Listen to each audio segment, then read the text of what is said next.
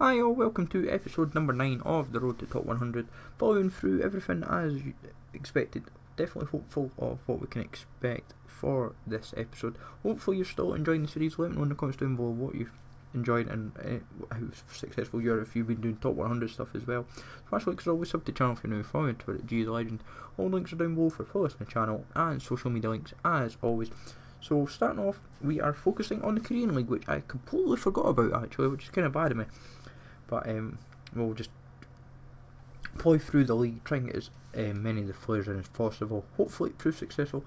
The reason why I completely forgot about the league was it took me till I went onto my sheet that I have with all the leagues in the game, what I'd done, what I hadn't done, and when I went in to check Korea, I'd completely slipped up and I was like, Korea, and I went in to check the team, like all the teams.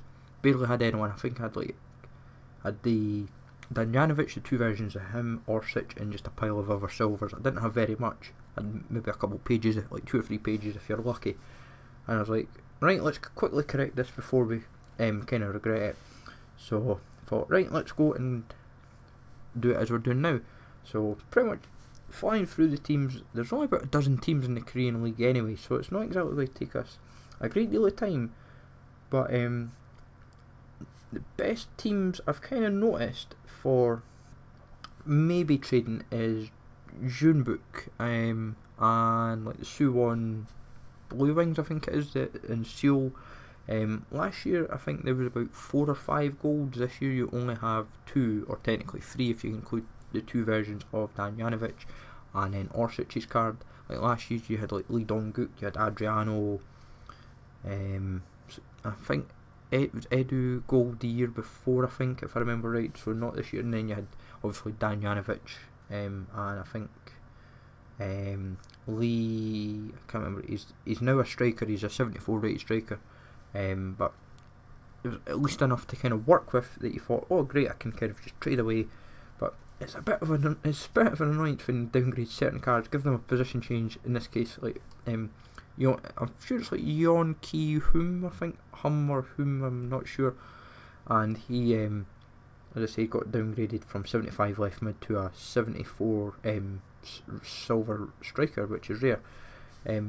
But pretty much flying through this, no problem. I think that there's one of the like, I'm sure, as I said, with Jeonbuk, I'm sure it's the left back that's 74 rated. He is, like, you can buy him for 300.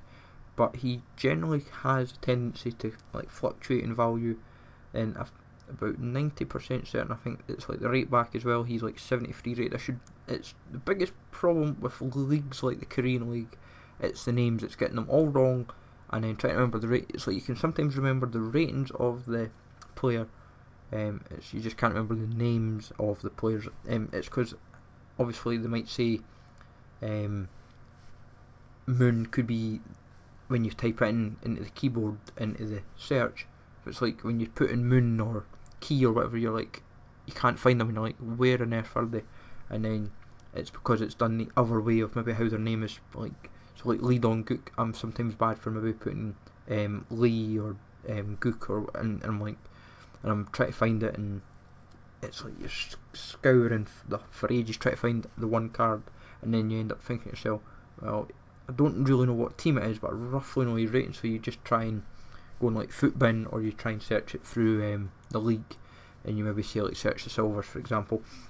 But we're flying through this league, in all honesty. I'm actually quite chuffed with how much we're getting kind of done and dusted.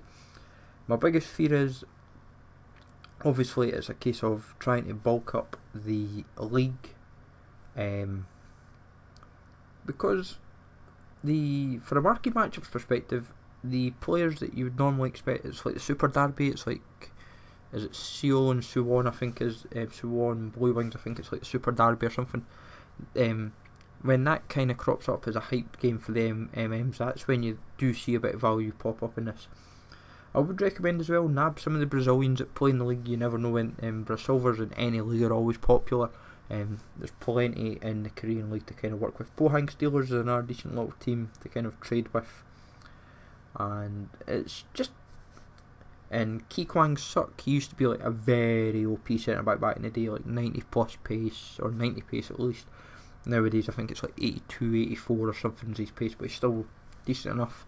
Not as, and also as well, you do see, depending on weekend league, I've noticed when it's like the tournament, like whatever the daily knockout tournament requirements are, if it says exactly silver, I have quite a known tendency to see a lot of silver Korean teams, mainly because like the left and right mids are very pacey, the midfield's quite pacey. Same for the full-backs and the defence, really, to be honest. Pretty much the whole team, you can have like a very like 80 to 90 pace orientated side. So keep that in mind as well if you want to trade in the future with Korean the K League based players. But for like Orsic and Danjanovic, it's the original version has a little bit of coinage, but the cards in general, if you're paying 300, just expect 350 or 400 back. So you're only going to get about anywhere between 30 and 80 coins. So be prepared for that if you're willing to make a bit of coinage. It's not the greatest, I know, but I'm afraid that's how it's going to be for now until they have a significant use, I'm afraid. But kind of getting there nearly towards the end. We're getting through Sion Blue. I'm sure this is Suwon Blue Wings, this badge. I'm usually quite good with my badges for Korean teams. But hopefully you're still enjoying this series, guys. I'm absolutely just enjoying just blasting through. I'm going to hopefully get maybe the next episode or two. I'll remember to put in where we're standing for club value and how many players in the club. So if we can smash links, be awesome. Sub to the channel for now. Follow me on Twitter, GLegend. Take it easy all. Thanks for watching, and I will catch you all later for more FIFA 18 content.